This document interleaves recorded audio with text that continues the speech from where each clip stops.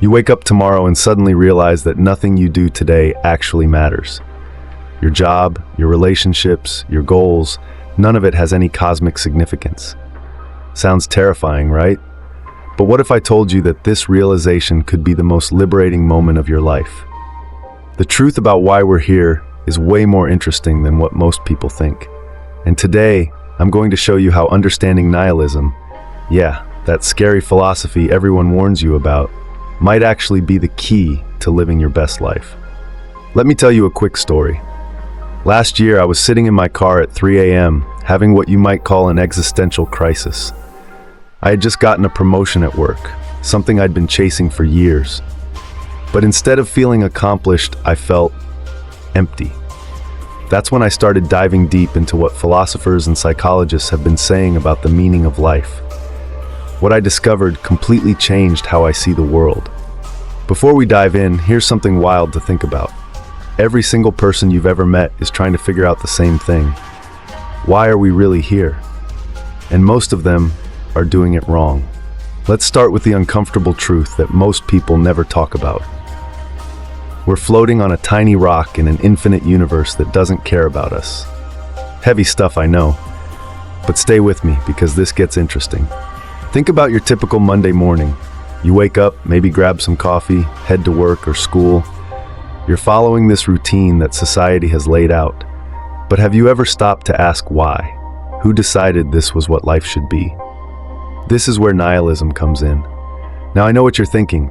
Isn't nihilism just that depressing philosophy that says nothing matters? Well, yes and no. It's actually way more nuanced than that. Let's break down what nihilism really means, and I promise you'll see it differently by the end of this video. First off, nihilism isn't about wearing black clothes and being sad all the time. It's about facing a simple truth. There's no pre-written meaning to life. The universe didn't come with an instruction manual. Here's where it gets fascinating. Imagine you're playing Minecraft. When you start a new world, there's no specific goal. You can build whatever you want. Some people make massive castles, others create complex redstone machines, and some just enjoy exploring. The game doesn't tell you what to do. You decide what matters to you. Life is kind of like that. The lack of inherent meaning isn't a curse, it's a blank canvas. But here's the part that blew my mind when I first learned about it. Throughout history, humans have created these elaborate systems of meaning. Religion, nationalism, career success, social status, these are all attempts to answer the big why question. And they work for a lot of people, but they're all human creations. Let me share something personal. When I was younger, I was obsessed with achieving certain goals because I thought that's what would make my life meaningful. Get good grades, get into a good college, land a prestigious job. I did all that. And guess what? The existential questions didn't go away. This is where psychology comes in, and it gets really interesting. Studies have shown that people who confront existential questions head-on often end up more satisfied with life than those who avoid them. It's like exposure therapy for your existence. Think about it this way. If nothing inherently matters, then you get to decide what matters to you. It's both terrifying and incredibly freeing. Let's do a thought experiment. Imagine you're the last person on Earth. No one will ever see what you do, remember your achievements, or judge your choices. What would you still do? What would still matter to you? Those things, that's your authentic meaning. Now here's where most people get nihilism wrong. They stop at nothing matters and spiral into despair. But that's like stopping Harry Potter after Voldemort kills his parents. You're missing the whole story. The real power of nihilism is what comes after accepting that life has no inherent meaning. You become free to create your own meaning. And unlike prescribed meaning that others give you, this one is truly yours. Let me give you a real-world example. I have this friend. Let's call him Mike. Mike was raised in a super religious family where everything had predetermined meaning. When he started questioning those beliefs, he went through a rough patch. But instead of getting stuck in despair, he used that freedom to rebuild his life around what truly mattered to him, creating art and helping others. He's now running a successful art therapy program for at-risk youth. But here's the thing about creating your own meaning. It's not easy. Our brains are wired to look for external validation and predetermined purposes. Breaking free from that takes work. Let's talk about some practical ways to handle this reality. First, accept uncertainty. We spend so much energy trying to be sure about everything. But what if uncertainty isn't your enemy? What if it's the space where possibilities live? Second, focus on experience over explanation. Instead of obsessing over why you enjoy something, just enjoy it. The sunset doesn't need a reason to be beautiful. Third, create personal rituals. Just because life doesn't come with meaning doesn't mean you can't create meaningful moments. Maybe it's a morning coffee routine, or a weekly hike, or writing in your journal. Here's something that might surprise you. Some of the most successful and happy people I've met are low-key nihilists. They've accepted that life doesn't have a cosmic meaning, and that's exactly why they're able to fully invest in what matters to them. But let's address the elephant in the room. Doesn't this philosophy make everything feel pointless? Actually, it's the opposite.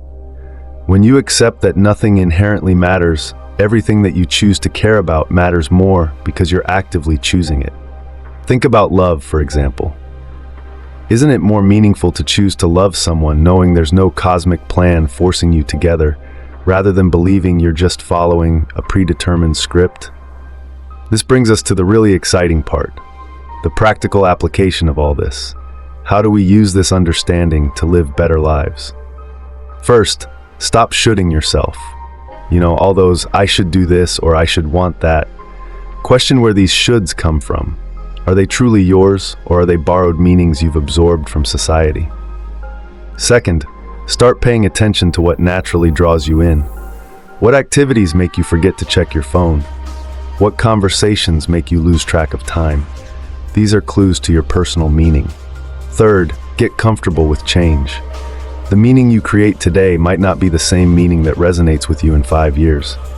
That's not just okay, it's healthy. Let me share another personal example. I used to think I needed to have everything figured out by 30.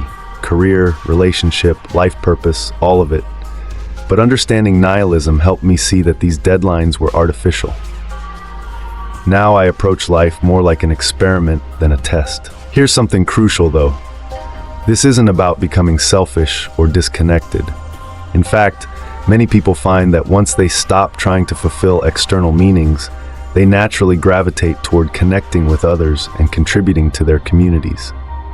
The most profound thing about nihilism isn't that nothing matters, it's that you get to decide what matters, and that decision can change everything. Think about this. Every morning, you wake up with the freedom to decide what makes your life meaningful. That's not depressing. That's amazing. You're not trapped by predetermined meaning. You're liberated to create your own. I've seen this transform people's lives. When you stop trying to find meaning and start creating it, everything shifts. Anxiety about doing life wrong decreases. Creativity flows more freely. Relationships become more authentic. But I want to be real with you. This isn't a quick fix. It's not like you watch this video and suddenly everything makes sense. It's more like learning to swim. At first, it's uncomfortable and maybe a little scary, but with practice, it becomes natural. Some days you'll feel lost. That's normal. Some days you'll question everything. That's good. The key is to keep engaging with these questions rather than running from them. Remember that friend Mike I mentioned earlier? He told me something interesting recently. He said that accepting the lack of inherent meaning didn't make his life less meaningful. It made him appreciate the meaning he creates even more. As we wrap this up, here's what I want you to take away. Nihilism isn't about giving up or being depressed. It's about being honest with ourselves about our existence and using that honesty to live more authentically. The next time someone asks you, why are we here? You can smile and say, to figure that out for ourselves. What meaning will you create today? Don't forget to subscribe for more mind-bending conversations about life, psychology, and what it means to be human.